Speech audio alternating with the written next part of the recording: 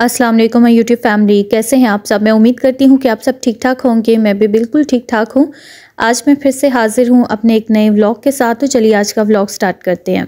आज का व्लॉग मैंने दोपहर से बनाना स्टार्ट किया। मुझे काफ़ी टाइम से मेरी काफ़ी ज़्यादा बहनें जो है मुझसे रिक्वेस्ट कर रही थी कि आप भी हमें कुछ मीठा बनाना सिखाएं, आप मीठा बहुत कम बनाती हैं।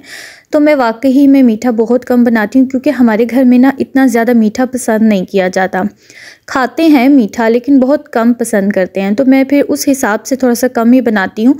तो फिर मैंने सोचा कि चलो आज आपके साथ गजरेले की रेसिपी शेयर कर देती हूँ, क्योंकि वैसे भी सर्दियों में ये चीज़ बहुत ज़्यादा बनाई जाती है।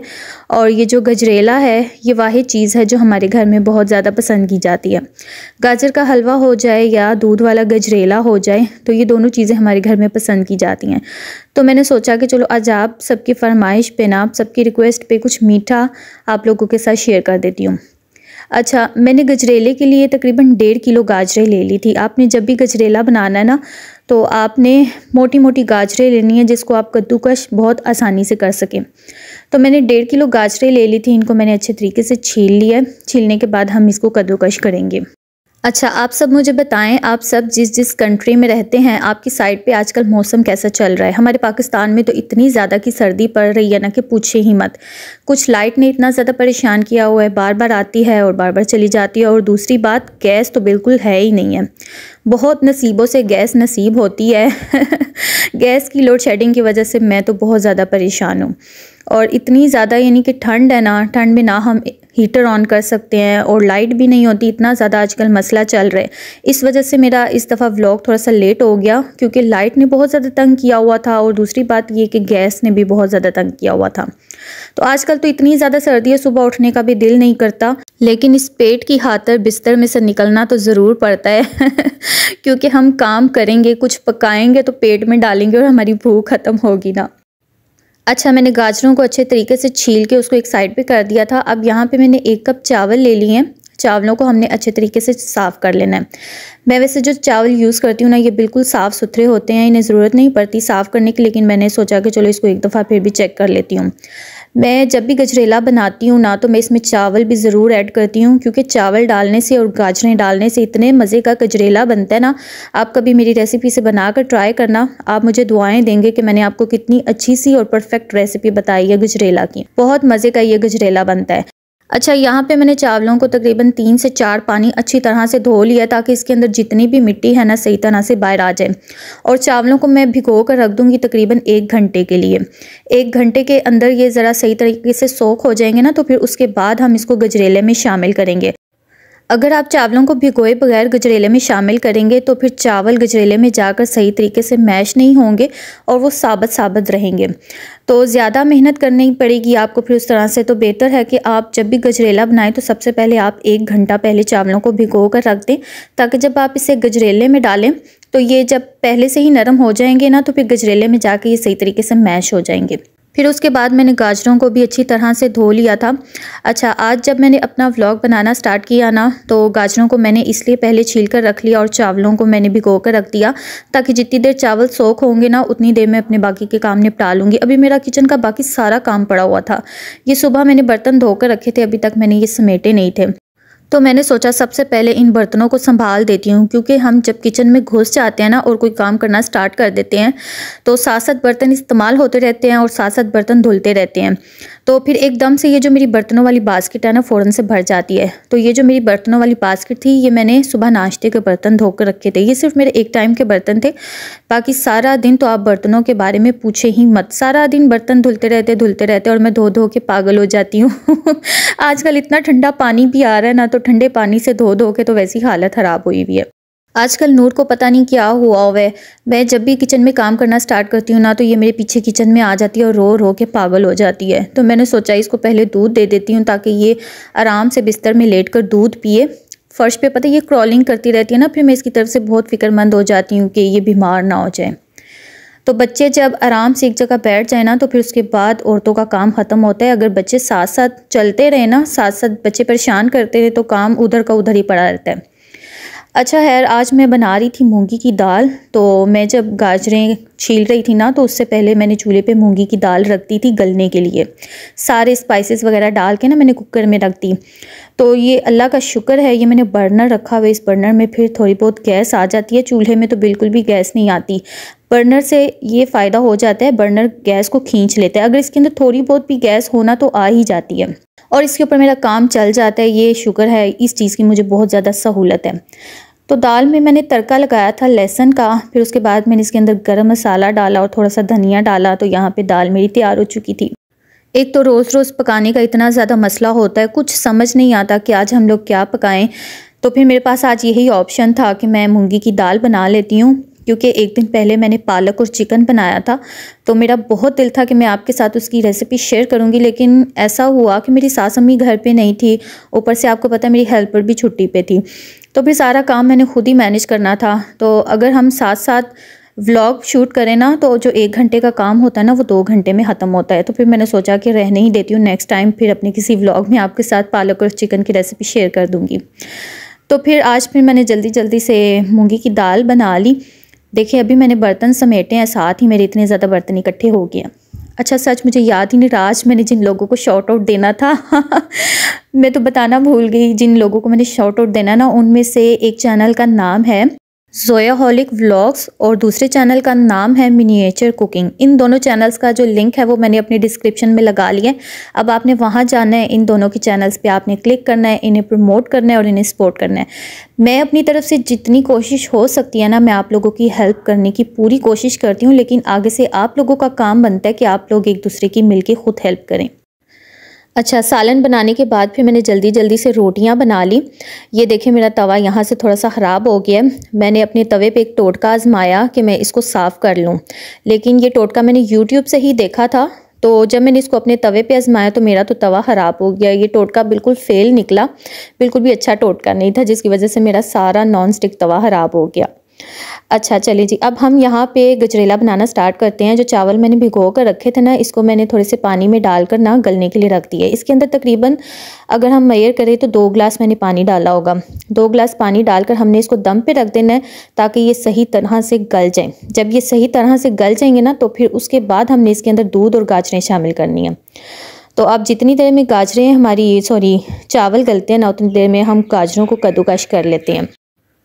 अच्छा, मेरी एक सिस्टर है जिसने मुझे कमेंट करके पूछा कि आप ही मुझे बताएं कि आप ये जो नॉन स्टिक बर्तन ख़रीदती हैं किस कंपनी के होने चाहिए। नॉन स्टिक जो हम लोग लेते हैं, शेफ़ के होने चाहिए या मैजेस्टिक के होने चाहिए, कौन सी कंपनी ज़्यादा बेहतर रहेगी।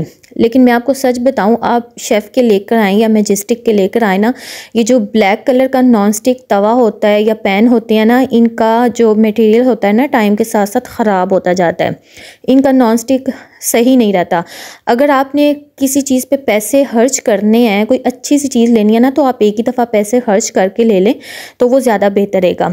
ये जो मार्बल के होते हैं ना, अब जैसे आप ये मेरा पैन देखेंगी यहाँ पे, ये मेरा मार्बल का है और ये इतना ज़बरदस्त है ना, इसको कोई 7-8 साल हो गया मैं यूज़ कर रही हूँ, लेकिन ये अभी तक ख़राब नहीं हुआ, इतना अच्छा चल रहा है।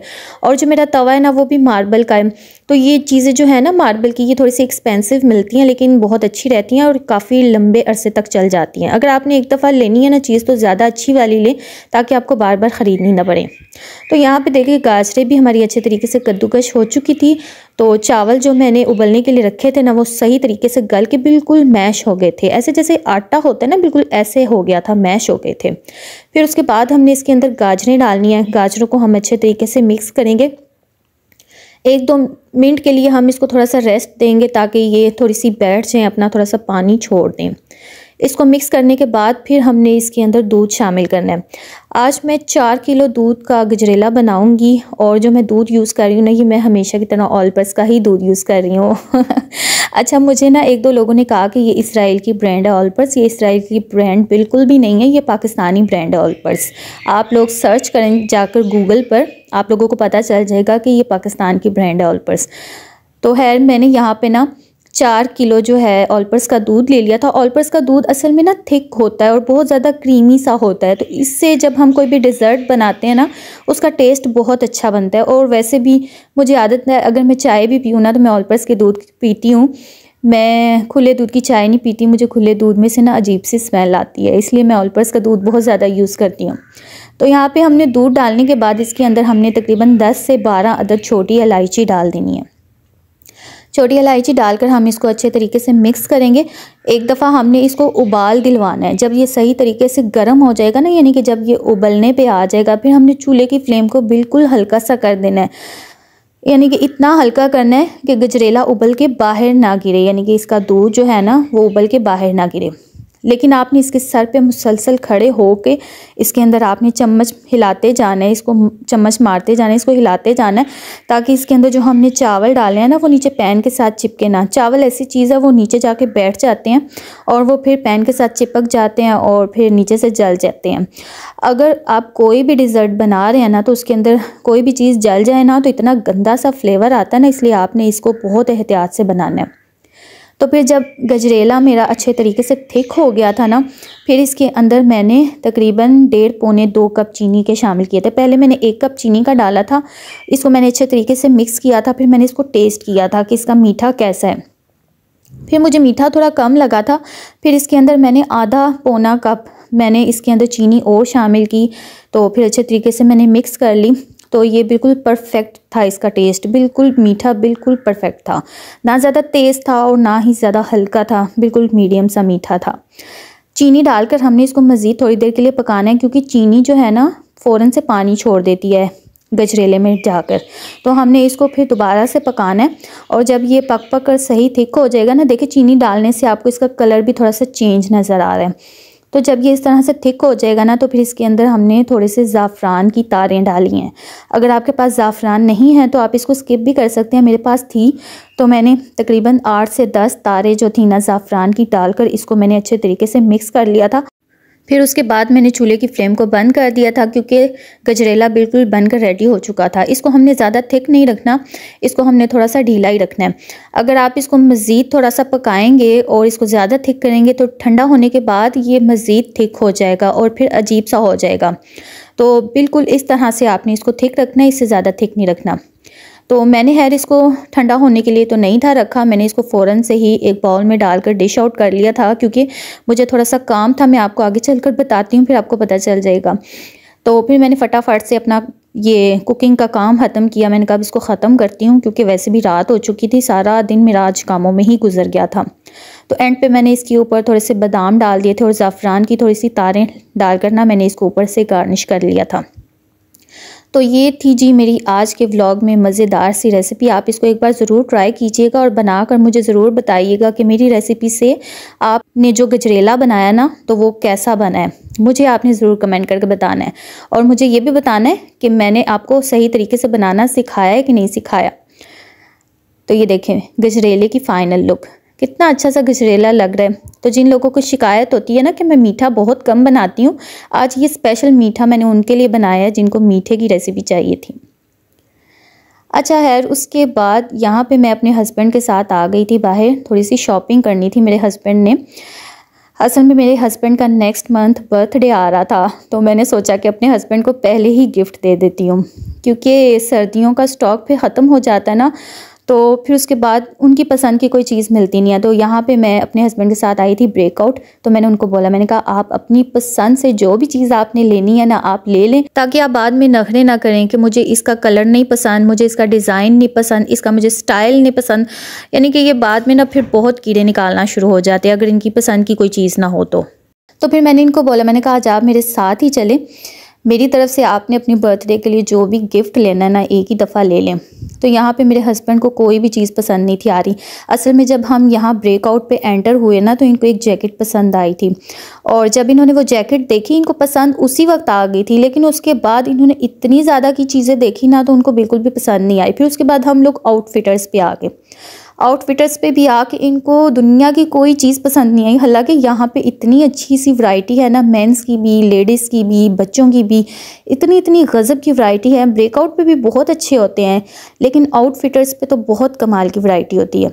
लेकिन बस मेरे हस्बैंड के दिल में वो एक जैकेट फंस गई थी ना चुभ गई थी, उनको पसंद आ गई थी, तो इसलिए उनको और कोई दुनिया की चीज़ पसंद नहीं थी आ रही। तो मैं इनको बार बार कह रही थी, मैं कह रही थी कि आप अपना टाइम वेस्ट कर रहे हैं, तो आप चुप करके दोबारा से उसी शॉप पे चलें, वहाँ से हम जाके ना दोबारा से वही जैकेट ले लेते हैं। इनको मैंने इतनी ज़्यादा दिखाई, मैंने कहा मान ये ले लें, ये वाली ले लें, ये देख लें, इनको कुछ भी पसंद नहीं था आ रहा।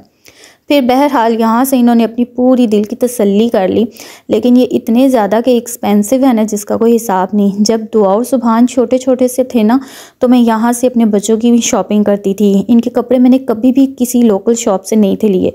मैं हमेशा से इनके लिए मिनी माइनर से, आउटफिटर्स से, ब्रेकआउट से, यानी कि जो अच्छी ब्रांड्स हैं ना, मैं इनके कपड़े वहाँ से लेती थी। लेकिन अब आप कभी इनकी शॉप्स पे जाएं ना, आप इनके रेट्स देखें तो आप कानों को हाथ लगाएंगे। अब तो वैसे भी मेरे माशाल्लाह से 4 बच्चे हो गए हैं, तो जितनी पैसों में मैंने 4 बच्चों की शॉपिंग करनी है ना, उतने पैसों में मेरी पूरी फैमिली की शॉपिंग हो जाती है।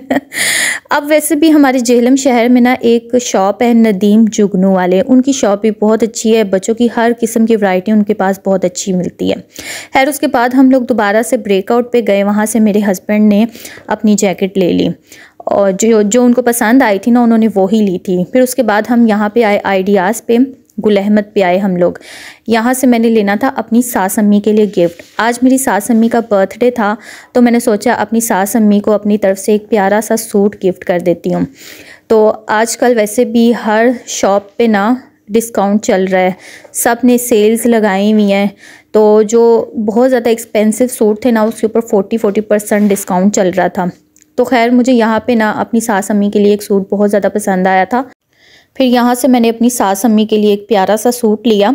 उसके बाद मेरे हस्बैंड ने मुझे ऑफ़र दी, कहते हैं मेरी तरफ से एक अच्छा सा सूट ले लो अपने लिए भी, क्योंकि मेरी बर्थडे थी ना जब मेरे हस्बैंड ने मुझे गिफ्ट नहीं था दिया, तो मुझे कहते तुम भी अपनी बर्थडे का जो उधार गिफ्ट रह गया ना, तुम भी मेरी तरफ से अपने लिए एक सूट ले लो। फिर मेरे हस्बैंड ने एक सूट मुझे भी लेकर दिया मेरी पसंद का। मैं आपको अगले व्लॉग में दिखाऊंगी कि मैंने अपने लिए कौन सा सूट लिया था और अपनी सास अम्मी के लिए कौन सा सूट लिया था। अच्छा खैर उसके बाद यहाँ पे मेरे हस्बैंड ने जैकेट के साथ मैचिंग स्वेटर लेना था, तो यहाँ पे इनको एक वाइट कलर का बहुत ज़्यादा पसंद आया था और फिर इन्होंने ट्राई कर देखा तो इनको माशाल्लाह बहुत अच्छा लगा था। और माशाल्लाह बोल दे ताकि मेरे हस्बैंड को नज़र ना लगे। माशाल्लाह। तो यहाँ पे ये मेरे हस्बैंड ने ना मैचिंग स्वेटर ले लिया था और ये वाली इन्होंने जैकेट ली थी, जो इनको बस देखते साथ ही ना इनको पसंद आ गई थी। फिर खैर यहाँ से इनकी शॉपिंग का काम ख़त्म हुआ, तो हमने शुक्र किया कि इनका काम ख़त्म हुआ है शॉपिंग का। तो ये आप मेरा एक छोटा सा क्लिप देख लें। मुझे अपना सामान पकड़ा कर ना खुद जनाब साहब अपनी चीज़ें चूज़ कर रहे थे कि मैं क्या लूँ, क्या ना लूँ, क्या ना लूँ। तो ये हमारे जो जेहलम सिटी का आइडियाज़ है ना, गुल अहमद, ये उसकी शॉप है। तो खैर यहाँ पे हम लोगों ने सारी शॉपिंग कर ली थी कंप्लीट। फिर उसके बाद हम लोग जाने लगे थे घर। तो यहाँ पे मेरे हस्बैंड बिल पे कर रहे थे। तो जी ये था मेरा आज का व्लॉग। मैं उम्मीद करती हूँ कि आपको मेरा आज का व्लॉग पसंद आया होगा। व्लॉग पसंद आए तो वीडियो को लाइक करें, शेयर करें और कमेंट करके मुझे ज़रूर बताएं कि आपको मेरा आज का व्लॉग कैसा लगा।